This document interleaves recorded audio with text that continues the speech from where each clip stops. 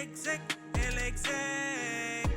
Vélez, el Vélez, el Vélez, el fenómeno que todos quieren ser, el chamaquito que no pueden entender. How we doing, guys? Welcome to episode. I love how I forget the episode number. You know, as soon as I start, I usually have it open 108. Okay, 108 of the Exact Talk podcast. I am your host, Elvalez. How we doing today? Doing great? Good. Because we're about to flame. About to break down. The breakdowns are going to get a little bit deeper. We're in the Eastern and Western Conference Finals. We don't play around no more. This is the top four. There's a lot to break down. A lot of thoughts on the Eastern Conference series. We have the Western Conference game one starting tonight. I got the Wolves. I think Ant-Man going to come out shooting. I think that defense is going to come out pressing. They're at home. So I think overall, I think we'll want to talk about that. But first of all, I know I haven't talked about this in a couple episodes, couple of weeks, but we were following and everything. But then after the dust settled, it was clear as day that Kendrick won, right? But how as a, not even as a Kendrick fan, but as a hip hop fan, how do you validate that Kendrick won and kind of bodied Drake? Well, when your bop of a diss track that you dropped after everything, you dropped after Meet the Grams, you dropped Meet the Grams 30 minutes later, or 50 minutes later after Drake dropped Family Matters, body him on that, and then you drop Mustard with Not Like Us, and this shit blows the world up and debuts at number one. That's when you know you got bodied. When this man makes a diss record that says OVO lover boy, OVO pedophile. Yo, Kendrick is crazy, bro. And you got people saying, you know, like, all the lyrics, especially OVO, like, stat this way. Like, once you got people doing that in the club, oh, it's over. It's over. That's it. You feel me? Like, that's it. And he dropped not just the number one record, but the number 3 records is Euphoria, and then Family Matters comes in at number 7. So I think with that right there, I think that the song has legs. I think Kendrick is gonna do a video for it. Kendrick has also, I think, an album coming out soon, maybe later this month, possibly. So I just, like, for the people in the stands, because you guys are stands, okay? You're not fans, because fans understand when a battle has been lost. A stan is a person that you tell them you lost, and they say, no, but look what they say here. Oh, no, but it's because of Drake. It's like, man, this man said, I have the circadian rhythm of a shooting star. That means I can disappear 3 years off the face of the map, drop an album, and I'll still go number one. Say that type of longevity, that type of star power, that type of impact, and magnetic field, basically, for the industry and the culture. Man, ain't Drake no got that, man. Come on. Let's really be talking. And I'm not a Drake hater or anything. I like Drake, especially Take Care and Nothing Was the Same, and even Views, but don't go up against a real, a person that embodies music as a whole. Every single diss track was a different type of flow. Every single diss track was a different type of tempo. Every single diss track was a different type of style. Sat you down on Euphoria. Told you, hey, come here. Let me tell you a couple things. Then on 616 in LA, made his own tailor made, basically, and said, hey, yo, young fella, I suggest you don't go there. And then Drake drops Family Matters. And then you get Meet the Grams. And then you get Not Like Us. And then Drake is done. The Hard Part 6, he bows out. They say it publicly, TDE, Top Dog, and he says the it's over, that, Kendrick won.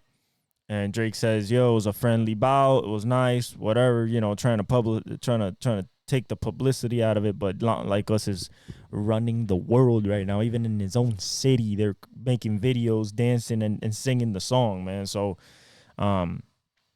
I just wanted to say that, get that shit off, because like Kendrick is really that guy, and I can't wait for his new album.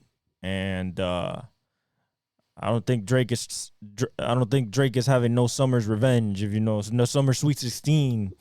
If you Summer 16, I don't think he's having that type of tour, that type of moment, anytime soon, because I think this Kendrick thing is gonna last a fair bit. But let's get to the sports. All right. Couple of things on the football side. T. Higgins not at training camp, waiting for an extension. He wants something what Michael Pittman got, which is like 27.5. They lowballed him at 22, but they still got Jamar Chase to pay next year. So, and Jamar Chase is waiting for Justin Jefferson's deal. That means Jamar Chase is either going to be like, yo, match me with my homeboy, or like, let me get over. I think they'll match him.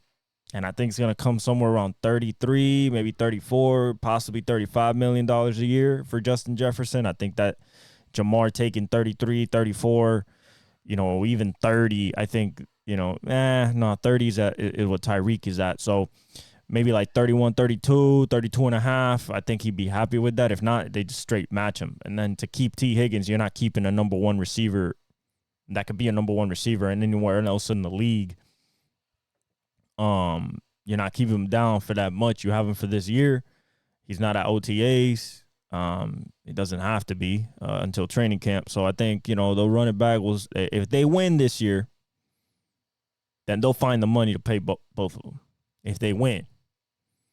Now, if they don't win, I think T is looking for a new team next year, and a lot of teams are going to want to have T on their team. So it's not like, you're not looking at the fact that like, oh, T, we can get him, but this and that. Nah.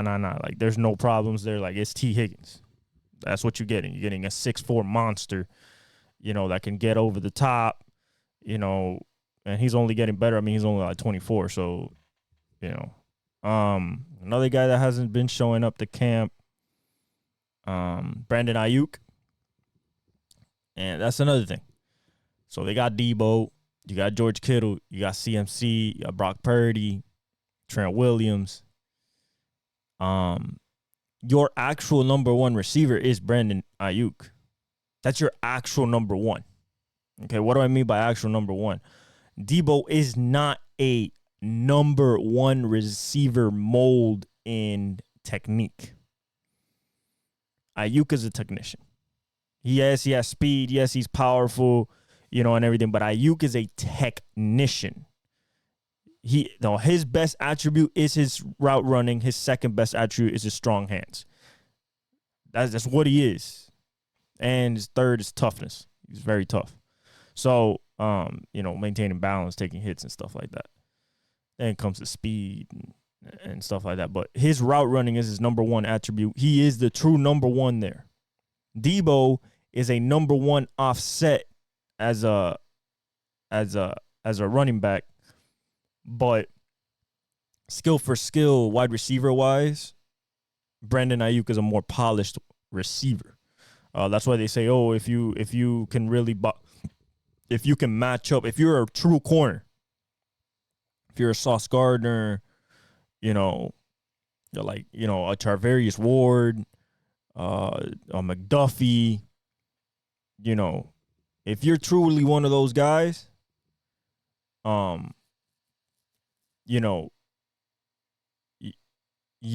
can cover him. Same thing Charvarius said about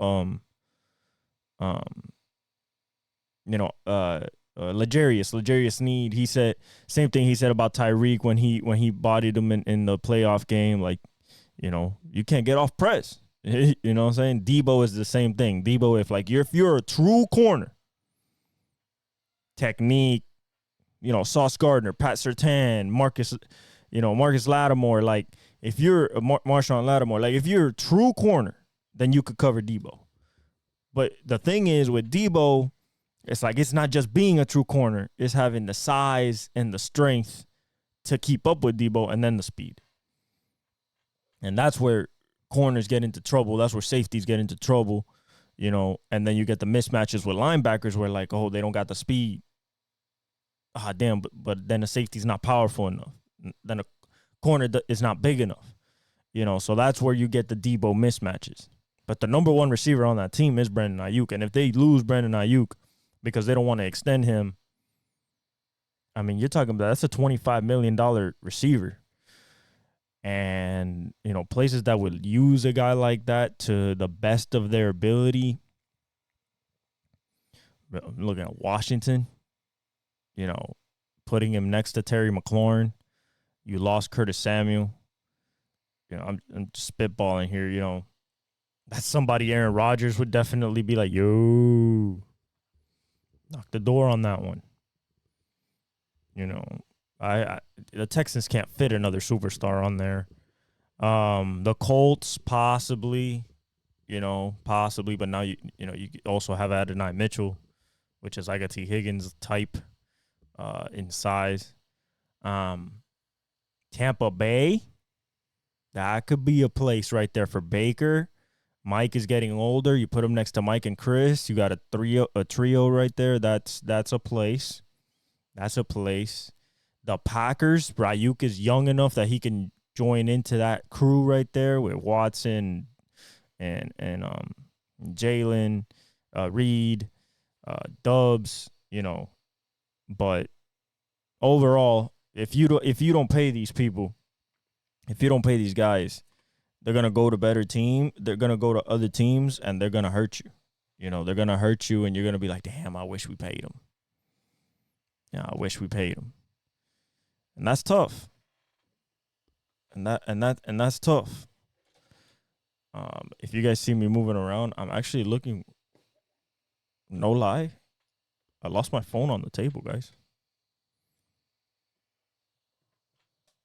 I don't know where my phone is, and that's how I give you my stats and stuff.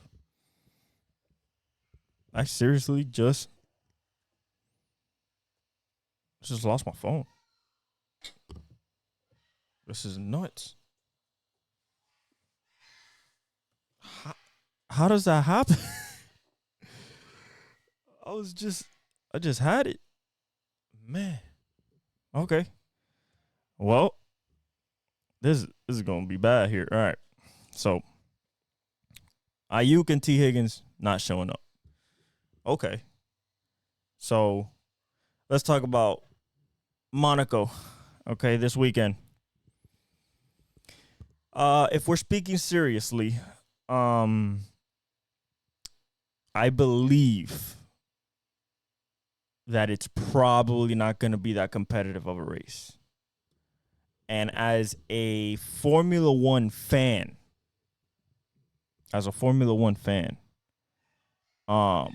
it's hard for me to say that. I don't like to say that, but unfortunately, that's what it is. Because Monaco is such an old circuit, and it's in the streets of Monaco. So, like, it's such an old circuit. It's a very European type of town, type of place. So very skinny roads. And for the cars that they're racing right now, you got to understand, they used to run the old tube frames in the 1950s, 1960s. The old Lotuses and Brabhams and, Cosworths. So they used to run the real, like, missile cars. Those were super small. Even towards the 90s, the F1 cars were small. Like, they could get around Monaco and you could pass. But, starting in, like, I want to say like the 2010s. The cars just got too big, too wide, and now they can't pass. Like it's literally like coming out of the circle where the flower thing is. It's either a giant tree flower thing or it's actually a fountain. They come out around there and they go into the tunnel, and the tunnel's the only place these people can pass unless they're so close on the last corner. So close. And they can get onto the straightaway. If not, it's into turn 1, lap 1. Because you're never going to get close enough to get, into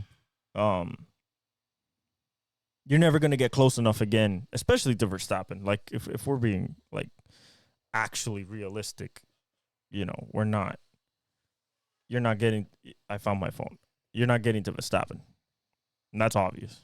I mean, unfortunately, as fans, we have to swallow that pill that until somebody actually starts dethroning these people or starts giving them a challenge on a consistent basis, I'm not talking about just 1 or 2 races, I'm talking about a consistent basis, they're going to keep dominating. All right. NASCAR's at the Coca-Cola 600 in Charlotte. Longest race of the year. I expect the Toyotas to be strong. I expect the Chevys to be strong, especially Hendrick. For this type of race, experience trumps all. It can be a bloodbath. I mean, it could be an absolute bloodbath.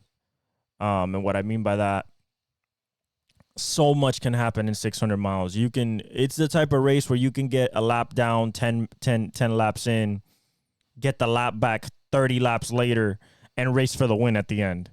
You can spin, be a couple laps down, you play the right strategy, you stay out, you get your 2 laps back, and then you can race for the win. Like, it's that you can get from the back. You can start last and win this race. So, like, it's a very interesting race. It's the longest, so there's a certain level of stamina that you need. That's why I say Kyle Larson, Chase Elliott, I look for to be very strong. Denny Hamlin, of course, Martin Truex Jr. I want Ty Gibbs to be strong, but I'm not sure if this is the type of race where he would win, although I believe he can win in anything. He just hasn't won. The Fords might be strong. They've been strong the last 3 weeks. We'll see how it goes. They've won the last 2 weeks. Logano and Keselowski. Maybe Keselowski got some momentum. Buescher. Also, gotta always watch out for the Martin Truex Jr.'s, the Denny Hamlins. Tyler Reddick is going to be strong in this race. So like William Byron. Those are the people that I'm looking for to come out of this race for sure.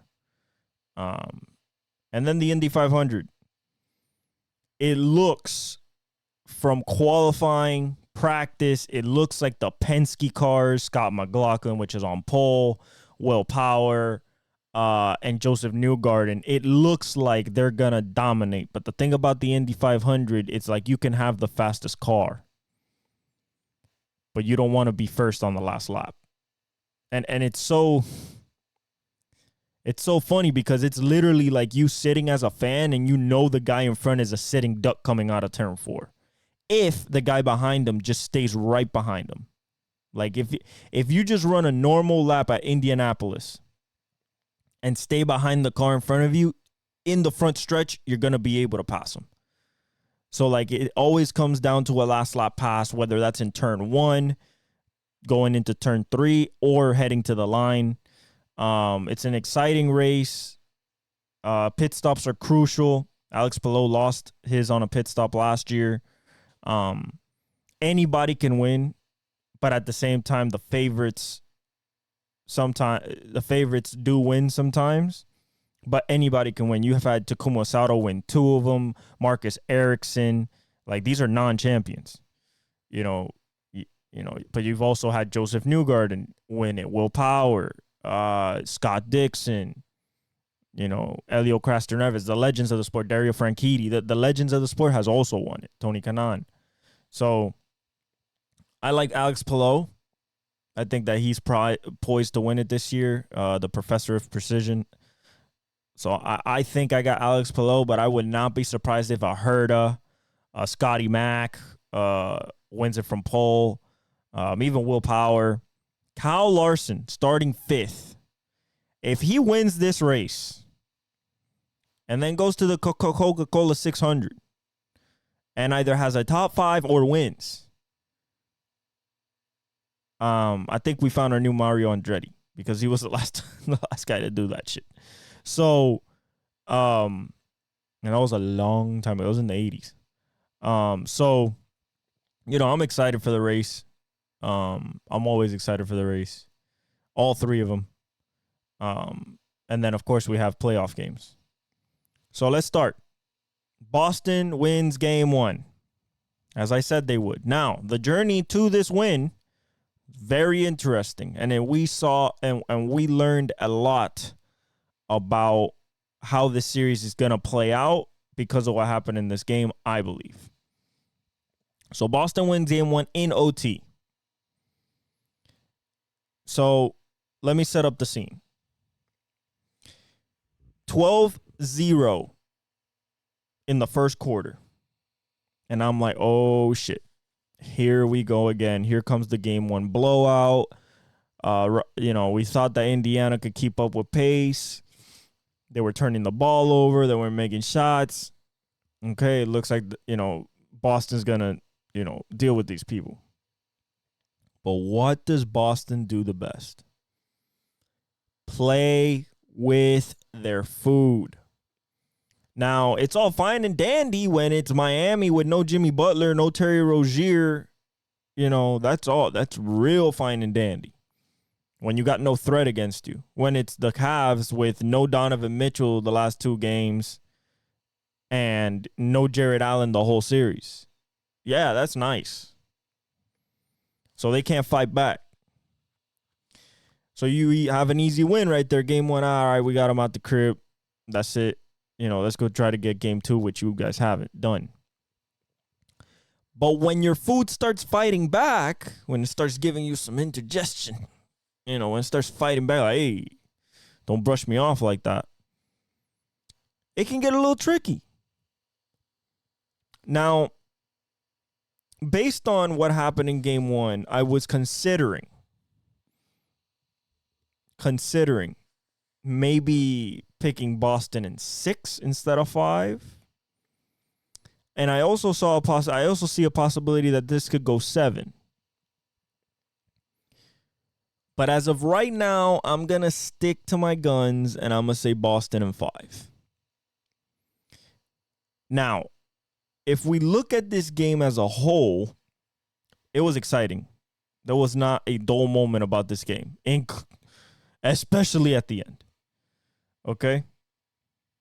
But what I don't like about the Boston Celtics, that I also don't like about the Lakers, we're going to start, before we get to the end of the game and everything, I'm just going to give you guys one stat. I'm going to give you guys one stat that I want you guys to sit on while we go through this. And the stat is something very simple. If we go to how many free throws Boston shot, it is something to behold. Truthfully, it is something to behold. The Indiana Pacers in 48 plus 52 minutes or 53 minutes had 10 free throw attempts. 10? What are we doing here? I saw some fouls. I am not. This is not me caping for the Indiana Pacers because I want because I hate Boston. No. This is just wanting consistency. Okay? Consistency. This is the same thing that happened Denver and the Timberwolves. In the last few games, especially when Denver was winning, there was zero consistency with the whistle. Zero. Okay? If I see a rake around across the arm, first of all, the driving layup by, I don't think it was Tyrese. It was off a steal. And Derek White literally ran across the hand, I think, of Aaron Naismith.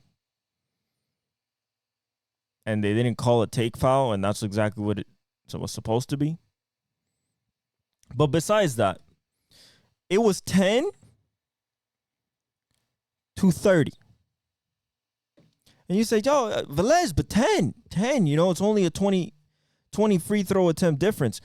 See, the problem is that they only had attempted 2 heading into the fourth quarter. So between the fourth quarter and overtime, you could say that they got a little bit more, but some of them were forced by a game situation. So that's where we're going to start. We're going to start 30-10. Okay? Now let's go through the box score. You had Pascal Siakam, the second best player technically on the Indiana Pacers. He gave you 24 points. Okay, on 12 of 23, efficient, over 50%. 0 of 2 from 3, 12 rebounds, and 7 assists. Pretty good game from Pascal. Naismith, 14 points, 6 out of 12, 1 for 5 from 3, 6 rebounds. Miles Turner, 39 minutes, 9 for 13. Attaboy, Miles. 3 for 4 from 3, 75%. Pretty good. Low volume, 4, but it's average for him. 23 points, 10 rebounds. Nembhard, 5 for 10, 2 of 4 from 3, 12 points. Tyrese Halliburton, 8 for 18, 6 for 14 from 3, 10 assists, 3 rebounds, 25 points. The bench, Obi Toppin, 15 points, 6 out of 8 shooting. 1 for 2 from 3. TJ McConnell, 6 of 11 in 26 minutes, 13 points. Ben Shepherd, 2 points. On to the Boston Celtics before we get, into the nitty-gritty. Tatum, 12 for 26, 2 of 8 from 3, 12 rebounds, 4 assists, 36 points in 46 minutes. Al Horford, 5 for 15, 3 of 12 from 3, 6 rebounds, 15 points. We're going to get back to that 5 for 15. Drew Holiday, the real unsung hero of this game. 10 of 16, 4 of 8 from 3, 7 rebounds, 8 assists, 28 points. That's Drew from Milwaukee. Derek White, 5 for 13, 3 of 8 from 3, 9 assists, 15 points, 6 rebounds. Jaylen Brown, 10 of 20, 1 of 4 from 3. It was a big 3 though. 7 rebounds, 5 assists, 26 points. The bench, Luke Cornett, 5 points on 2 of 3 shooting. Sam Hauser, 0 of 2. And Peyton Pritchard, 8 points, 3 of 4, 2 of 3 from 3. Splits. Indiana, 54% from the field. 37% from 3. So average. Boston, 48% from the field. 33% from 3. So how in the world do you allow the Celtics to get this win? You get 44 rebounds to 43, so that's a wash. 30 assists to 38 by the Pacers. fast game. So what happened? I'm going to tell you what happened. The Pacers choked away a win in the Eastern Conference Finals. They did one of these. Okay? One of these. In Boston. They withstood the 12-0 run. They started fighting back. They fought back. They were it was between 10-12 and 3 the whole game. 10-12 and 3, 10-12 and 3, 10-12 and 2 until the second half, until the halftime where they were tied 64-64. And you were thinking, damn, 64-64, no blowout yet. Maybe this could be a competitive game. Tyrese Halliburton doing his thing. Miles Turner hitting it. The pace was frantic. They're running up and down the court. I just kept telling myself, if Indiana could get into the fourth quarter with a lead or even close, they can win this game. What do? Precisely that. They take the lead with... Let's see here. They swapped the lead here in the second. Indiana had the lead with 11:25 left in the third quarter is when they took the lead for the first time. And they got the lead all the way to 90. Wait, I'm looking at the wrong line. There's the yellow line. Oh, man. So Indiana takes the lead.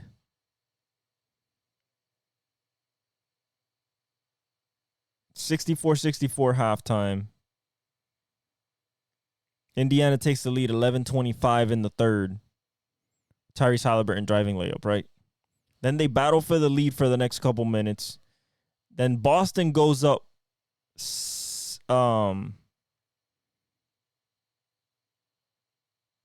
Boston goes up 92-79. 13. Indiana battles back again. And then Indiana starts kind of taking control until the last 10 seconds of the game. And it was a stretch where it was so evident that Indiana has not learned that although they play a style that is turbo times 10, okay? It's like pressing the R2 button in Madden and just letting it go, or in FIFA, and just letting it go until it runs empty. What happens? If you run fast and you're so used to running fast mentally, that leads to careless mistakes. What are careless mistakes in basketball? Turnovers. And the Pacers had 21 or 22 for 35 Boston Celtics points. You can't do that on the road, game one of an Eastern Conference Finals, because you're giving the other team too many chances to stay in it. You were supposed to blow them out. You got to a point where you could have put 10-point lead on them. So what happened? They're up 6. Okay? They're up 6 after a Nembhard, or up 4 after a Nembhard fadeaway. It was a time where it was just back and forth. Okay. 2 possessions. 2 turnovers. The first one is a turnover, and I count it as a turnover because it was a killer's mistake on Tyrese, and he had a couple in this game. He's not getting absolved from this, even though he had a great game. When you are up in the last minute of the game, you don't have to run fast. There is no offense you have to run. They have to foul you. You don't got to push the pace. You slow it down, And if they foul you, you go to the line and you take the game away for them at the line. No, he tried to push, takes a 28-footer out of rhythm. He hasn't been hitting the whole fourth quarter, the three. You know, he hasn't hit one in a couple minutes. And I think he missed the last two that he had taken before this one. Takes a 28-footer with 15 seconds left in the shot clock. Under a minute to play with the lead.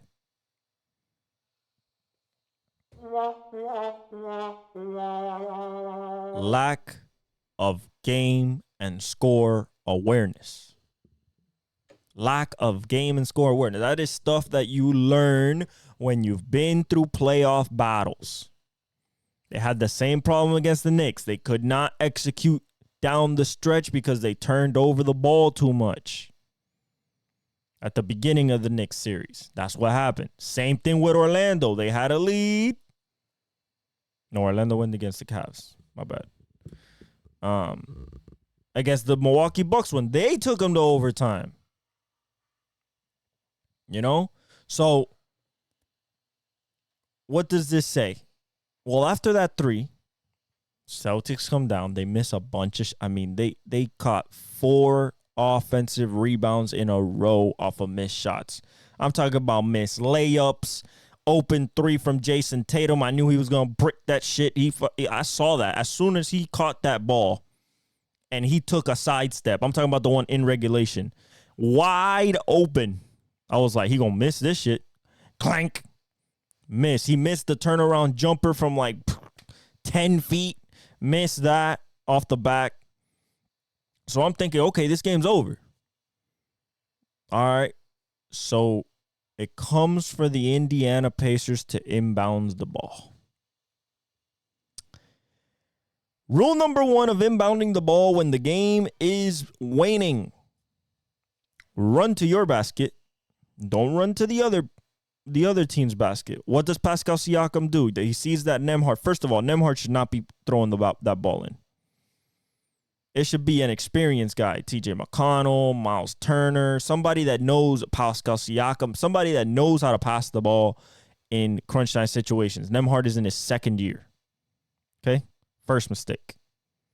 Second mistake. When the counting starts for the 5-second violation, Pascal's still on the other half on his half of the court, but Tyrese is not doing nothing to get open. I didn't see him flash. I didn't see nothing. You know, he could have been blanketed, but at the same time, like, in that moment, you as the star, you have to go get that ball. You just have to. It is what you're supposed to do. You're the one that's going to get fouled. You win it at the line, and he's a good free throw shooter. So after like 2 seconds of nobody getting open, Pascal Siakam just starts darting to the other side of the court, basically the Boston side of the court, their side of the court to score. And instead of basically he has an Aaron Naismith, Jaylen Brown on his back, on his hip, following him like a corner. And instead of cutting to the pass where Jaylen Brown would have to go through you and possibly foul you, you're already in the bonus. In order to try to get the steal, no, he runs across straight and Nembhard throws the ball out front where Jaylen Brown can jump in the front, tap it, and it still goes off of Pascal Siakam's hands. Turnover. 10 seconds left. You give them one more shot. What happens? They try to run. They basically run a confusion play. Mazzulla said this after the game. They run a confusion play because as soon as they go into the ball screen, Jaylen Brown pops out. Pascal's supposed to basically switch there. Supposed to switch. He's supposed to switch. And They don't switch. So then Derek White picks when Jaylen Brown pops out to the 3-point line. Mind you, this is 10 seconds left. 10 seconds. They have to inbounds the ball from underneath their basket. So as soon as Jaylen Brown pops out to the 3-point line, he receives the ball. Pascal's 2 steps behind because Derek White sets a screen on him because they didn't switch. As soon as that happens, I'm like, okay, Pascal got back. Jaylen still has the ball in his hand. Okay? So, and it was down. It wasn't up. It was down. Now, I get Pascal not trying to get a foul there. But if the ball's just there and it's less than 10 seconds, yes, he's behind the 3-point line. But if I hit all ball, this game's over. Now, people haven't talked about that, but, Jaylen Brown, double clutches, hits a 3, super tough. Although Pascal could have done this. He didn't do it. He didn't put his hand up. So basically, Jaylen Brown got a clean shot, and he made it. Tied. 5.7 seconds left on the other side. They pass it Tyrese Halliburton off the inbounds. What does he do? Nothing. Runs to the fucking corner on the other side. Sorry for the language. Runs to the corner and gets off a bullshit shot that hits the backboard.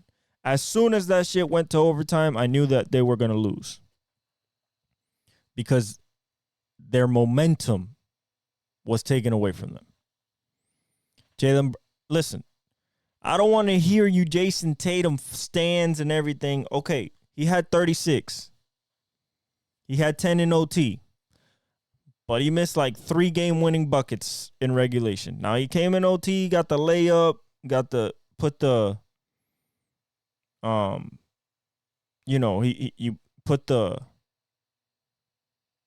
how do I say? He basically put the game on ice.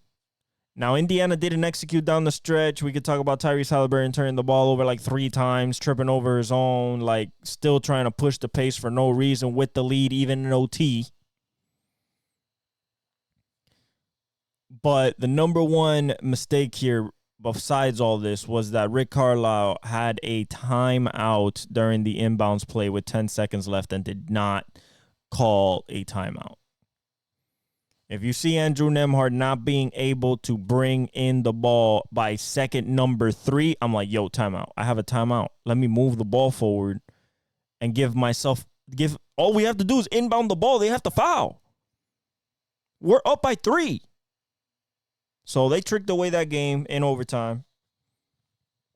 You can talk about the referees with 30 free throws and all that, but you still tricked away that game. Now, let me say about what I feel about the series now after this game.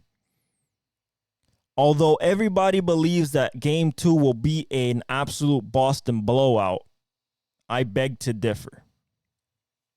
And the reason why I beg to differ is because how, after that Game 1 back and forth, they ran at the Pacers' pace.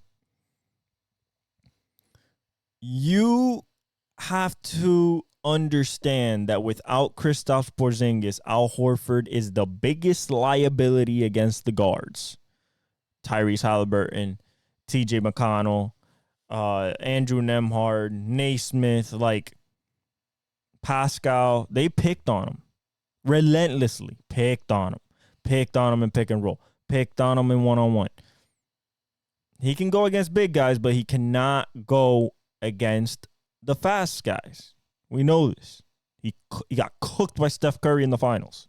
So, with no Kristaps Porzingis, he's supposed to come back in Game 4. We'll see. We'll see how he plays, too. If I'm Indiana, I'm like, oh, we can beat these guys. We can beat them. We can win Game 2. Now, it's going to feel like you have to win 5 games. Shout out to I believe Colin Cowherd is the one that said this. It's like it feels like you have to win 5 games because you basically had 1-1, tricked that off, and now you have to win 4 more. So it's going to be 5-2, the series, or 5-3. However, with the amount of defensive, I don't want to say like bothering, but definitely the pace and the rebounding. Horford not being able to get out to Miles Turner for the threes. Kornet not being able to get out to Miles Turner. Like, without KP, this is the mission for Indiana. Try to get these next 3. Try to get game 2, game 3, game 4. You haven't lost at home, so you should be able to get game 3, game 4. Excuse me. But if you get game 2, it is 3-2 and now, or 3-1, and now KP comes back game 4 in Boston. Game 5. They said game 4. I think if it's 2-2, it's probably they might delay it a little bit. So before Porzingis gets back, you could be up 2-1. That's the goal. Because as soon as Porzingis comes back, now Miles Turner is going to get semi-neutralized because Porzingis can go out there and guard Miles Turner. 7'3", shot blocking. Miles Turner is 7 foot. So that's a good matchup for Boston. Luke Kornet and Al Horford are being liabilities for these next 3 games. These next 2 games. If I'm Indiana, I am destroying any bench player. That means Hauser, Pritchard, and Kornet. I am destroying them. If I'm on Indiana, McConnell, Naismith, Jaden Smith got a couple minutes yesterday. I am looking to attack and attack often. Now, for the Celtics, there's a lot of things that they could do better, but they're not going to. We know this. They live and die by a 3. They're going to keep shooting them. Can they get on a hot streak in game 2 and just go nuts and bonkers, 40+%? Yes.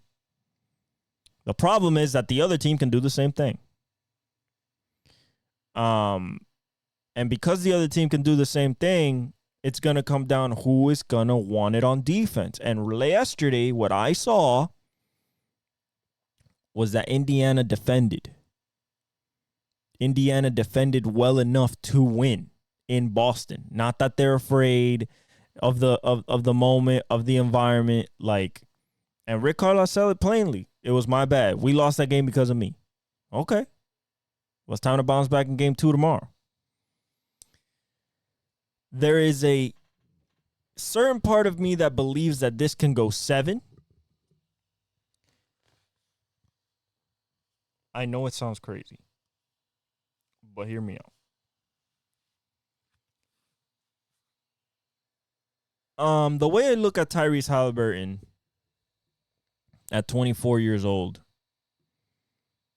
and the way that he impacts the game, the way that his game looks, it looks like he is a coming out party, kind of like Steph in 2015. Although I don't think Halliburton is gonna take the title, and even Steph in 2015 playoffs, he was disgusting. But what I'm saying is, the way that I see him, I feel like he's gonna be one of those players that has 7, 8, 9, 10 all-star games. 2, 3, 4, 5 all NBAs. I just feel like he's that type of player in his baby form, still 24 years old. Not at the quite level of Ant yet. Ant has a different type of level, a different type of talent level, a different type of mentality. But certainly rising.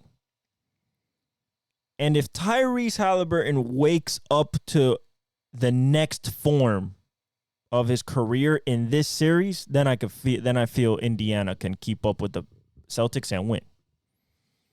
But I don't think that's going to happen this series just because of what I saw yesterday, especially the shot selection. In the most opportune times, he was taking threes. He should get middies when they're there. He's a good mid-range shooter. So I think he's hunting the 3 too much, although he shoots it up 40+%. When the ball's popping, Indiana's unstoppable. For multiple possessions, it is pop, pop, pop, pop, pop, pop, score. Pop, pop, pop, pop, pop, score. Pop, pop, pop, pop, pop, score. And Boston didn't go on a cold stretch per se, but they didn't shoot well from 3. They didn't shoot themselves from 3.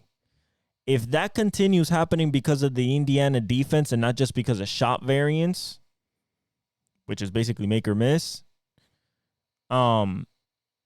Indiana's offense is a lot more sustainable than the Boston offense. And what I mean by that is that Indiana could get a lot more easier looks than Boston can get in the half court. Even though Indiana mostly plays in transition, even off of makes. So overall, what I think about this series is that I think that this series goes 6 games. And with a possibility to go 7.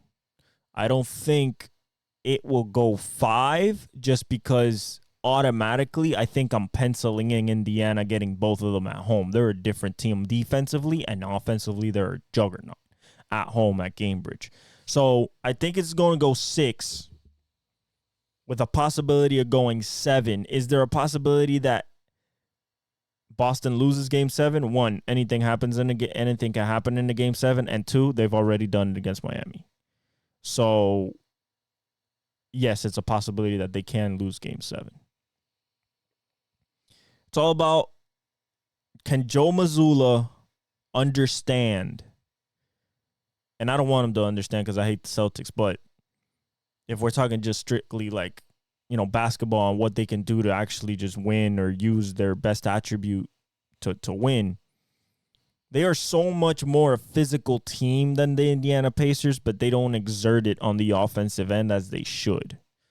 There's not enough slashing. There's not enough taking you off the dribble to go to the rim and get a foul, even though they got 30 free throws.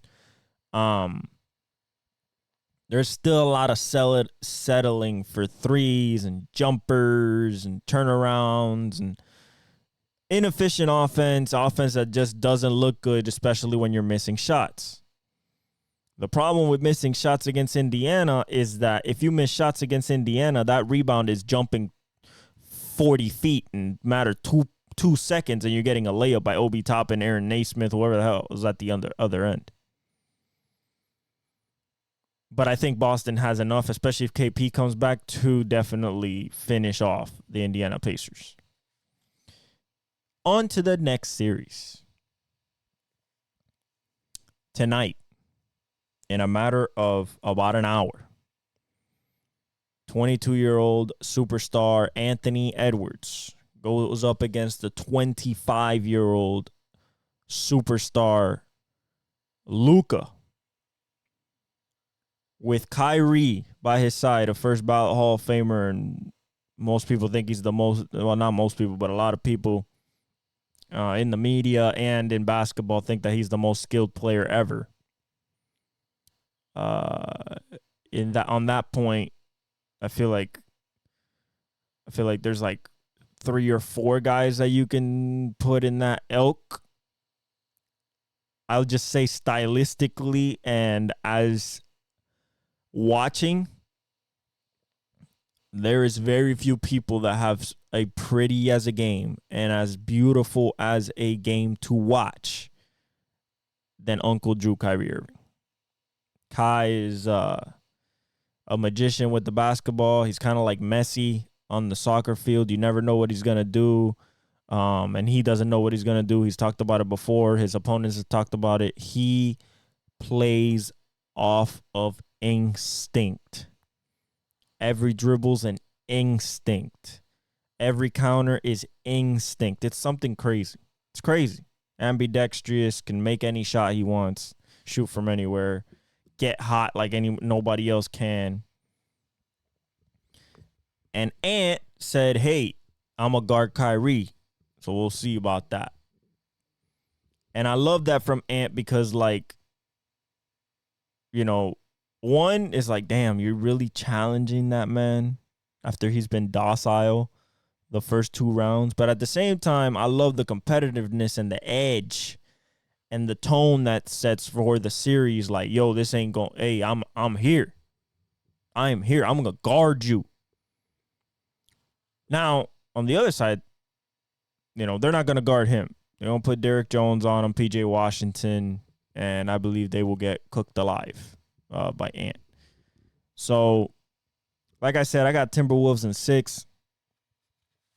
I just feel like Rudy Gobert, you're going to see the real impact of Rudy Gobert on the floor in this series, not having to deal with a Jokic and more of a traditional type of bigs in Derek Lively and Daniel Gafford. However, Luka loves that lob. He loves the kick out passes to the corners.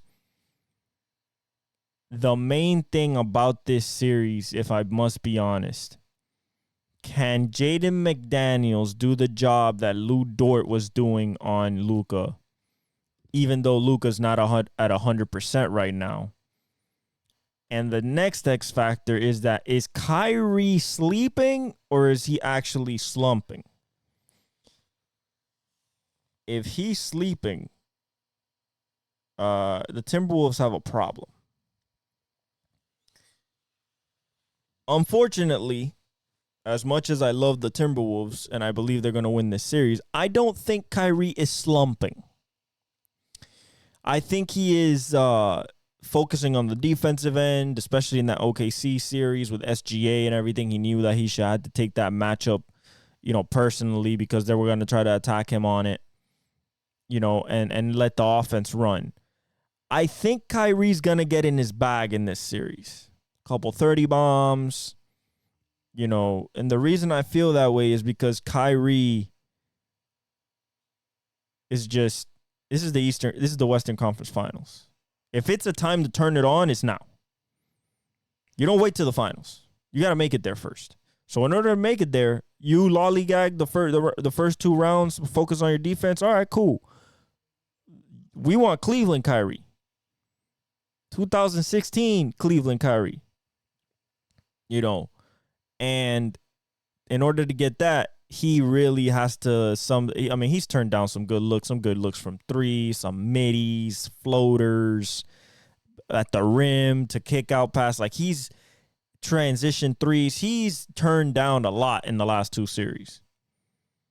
I don't think he's turning down shit this series at all.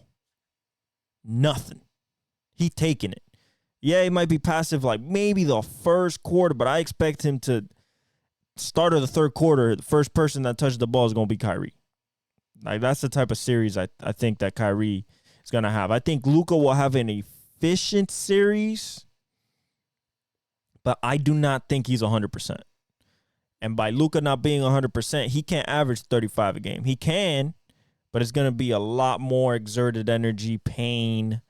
He has to deal with Jaden McDaniels. It's his size, not his size, but his height, 6'9", length, one of the best perimeter defenders in the NBA. Like, that's what you're dealing with Luka. And then Ant, to deal with Luka, Ant's 220. He's 6'6". He's fast. He's going to play straight up defense. And they're just going to switch back from Luka and Kyrie. And that matchup offensively and defensively is what's going to really tilt this series, because I believe Cat can average 20, 25 a game in this series. Now, will he do that? We'll see.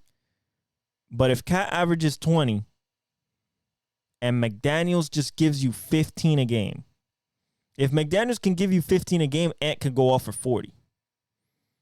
Because the thing is, I think they're gonna try to do the same thing they did with with Ant in the Denver series, and maybe try to put 2 on the ball on him, see that if he can make the reads. But at the same time, like I said the last episode, there is nobody on that Dallas team that Anthony Edwards is looking at is like, oh, that's a real defender. No, man, he thinks everybody on that team is cookies. Barbecue chicken. Get in this post with me. I'm about to give you every single Jordan fadeaway, Kobe head, shoulder fake, like turn around. Like, I'm going to give you the bag. I think he's going to be more efficient I think he's just going to get better as the challenge gets stronger. I think Gobert is going to have an impact in this series because he will deter people from going to the rim. That's why he's a 4-time defensive player of the year, because he deters people from going to the rim. You saw it in Denver. People did not want to go in there. Aaron didn't want to go in there. KCP didn't want to go in there. Jamal didn't want to go in. Like, nobody wanted to go against Rudy. And then Nas Reed comes in, and that pulls Gafford and Derek Lively out to the three-point line. Same thing with Cat. And there's your entry point for Anthony Edwards.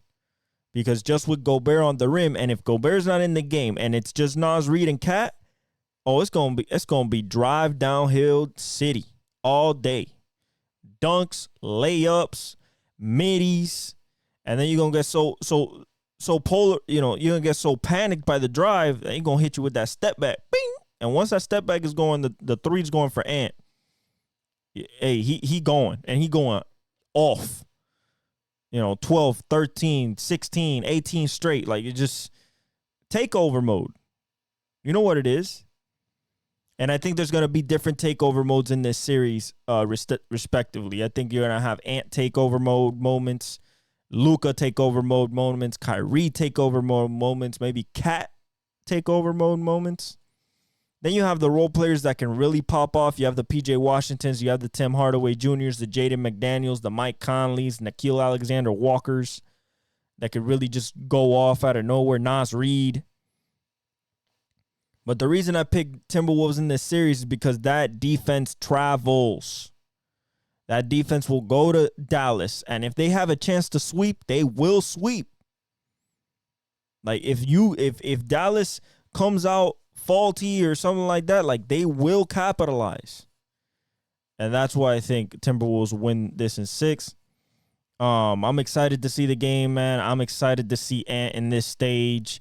I just feel like he's just going to put on another performance that we're just going to look at and be like, damn, man, wow. This kid, man, 22. And I'm here for it, man, for real. On the baseball side, I think that Shohei's looking to repeat as MVP. And to do that in baseball is hard because not just voter fatigue, which there is, but especially because it would be his 3rd MVP, which that's insane. And 2 in a row, non-pitching. It's even crazier. He pitches next year. But also, I think it would speak to his greatness that he's just a DH. And maybe they would get mad that, like, he's not pitching, he's just a DH. Yeah, but he's hitting 360. Leading the league in homers. I'm sorry, bro. I don't care if you're a DH. If you're DHing like Big Papi Ortiz, you're going to win another MVP. Ain't nobody challenging you in the National League right now. Like, the closest person to what he's hitting right now, and I'm not even talking about average, I'm just talking about bombs and impact, is Aaron Judge. Because he just recently woke up and, I'm a sleeping giant. But that's in the AL. In the NL? Maybe his own teammate, Mookie? That's the only people. I mean, Corbin's not playing like that. Phillies, Bryce ain't playing like that. I'm talking about people who can win MVP. Like, Tatis ain't really playing like that level, the Shohei Ohtani level. I don't think nobody can get there. So right now, like, if you early MVP, I think it's Shohei. And I mean, the team success shows, but we knew that was coming. Man, you got a lineup of Hall of Fame. Like, one of the greatest, versatile players in the history of baseball, and Mookie. One of the best first basemen ever in Freddie. And then Shohei, arguably the greatest player of all time. Like, we knew the wins were gonna come, especially with the pitching staff. But him being the leader of it in the 2-hole, hitting 360 already has over 60 hits in the season. We are not in June. We are mid-May. Mid-May? What? This man's hitting 360, over 60 hits, first player to 60 hits in this season. Same thing with Ellie. Ellie gonna be special, man. This man has 30 back. 30. 30. Let me just make sure that I'm right. Because I saw it and I saw it so fast that I might have not believed it. So let me make sure. Let me make sure. Steals. Got 30. We're not in June. This man has 30 bags. You know what he's going for? 100. You want to know the next closest? Bryce Terang from the Brewers. He has 18. Junior Caballero has 17. Bobby Witt Jr. has 16. Ronald Acuna has 15. Ellie has 30. He's averaging like 2 steals a game. Now, if the bat just comes around, Ellie. Once the bat comes around, I think that he'll be in MVP discussions for the rest of his career. At least in his prime. And he's only like 21, 22. So, like, you know, people like that, like Ellie with 30, you know, Skeens, disgusting. Yoshinobu, disgusting. Shota Imanaga, disgusting. Jung-Hoo Lee, before he got hurt for the rest of the season with his shoulder, which is a huge loss for the Giants, especially in that lineup. That was supposed to be their MVP candidate. Now Conforto has to step up, and Tyro Estrada, you know, Soler has to step up. You got a lot of people to step up to fill in that number 1 spot. You know. And then you got the special players this season.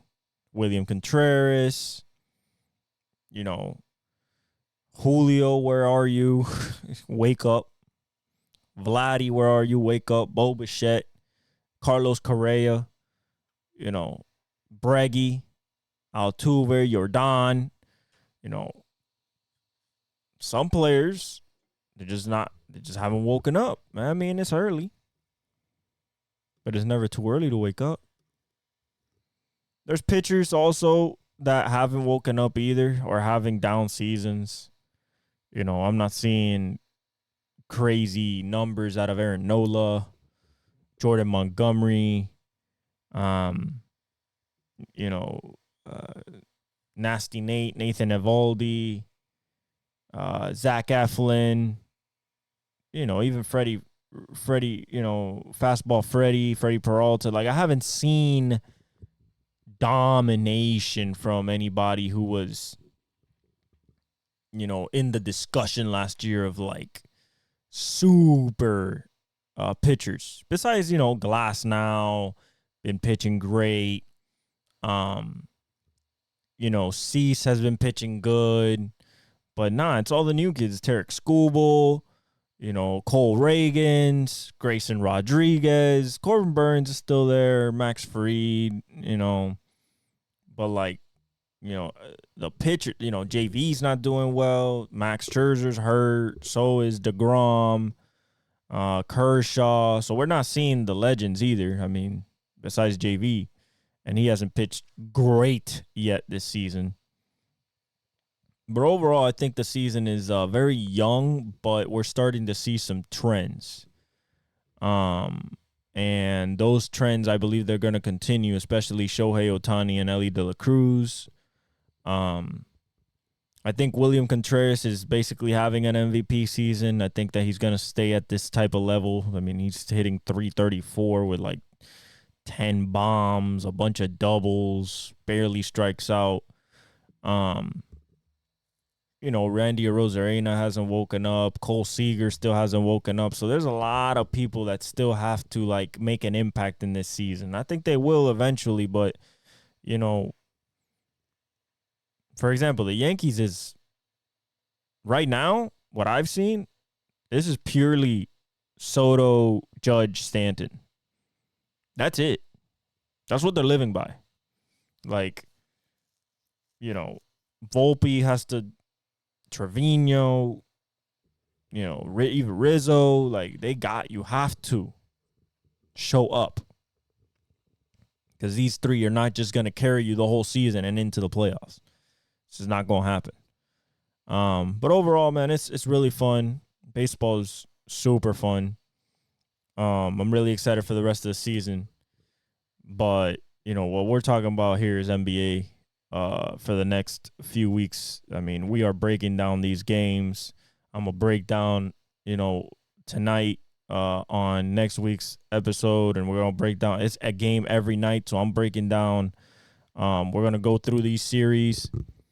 I'm really looking for two things out of these two series. I'm looking for the absolute, not emergence, but just the true breakout of Anthony Edwards, where like everybody's like, oh my God, this guy can really win a championship at 22 years old.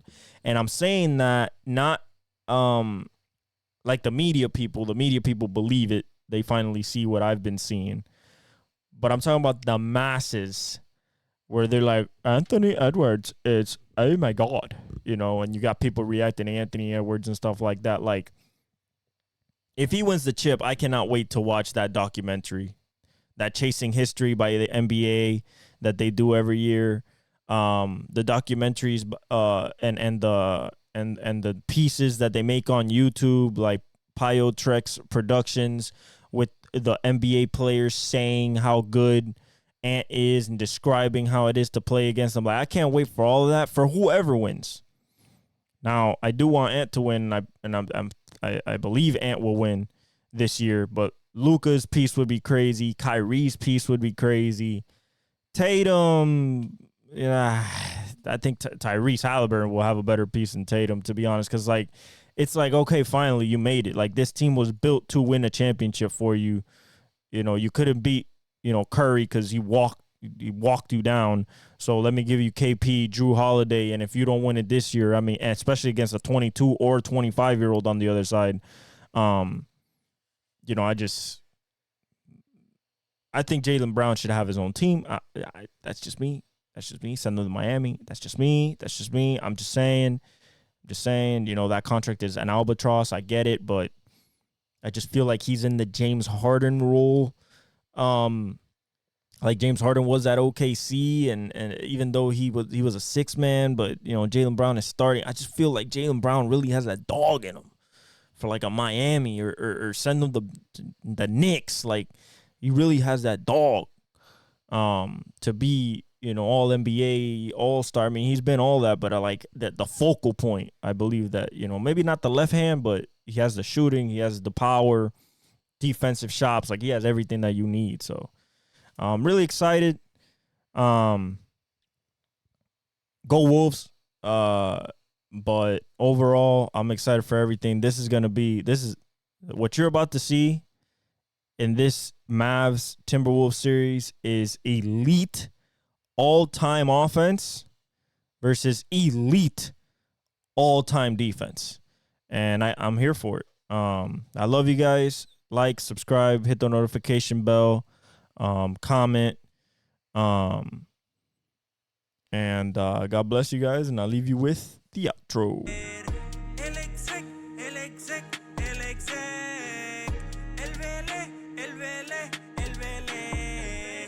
El fenómeno que todos quieren ser, el chamaquito que no puede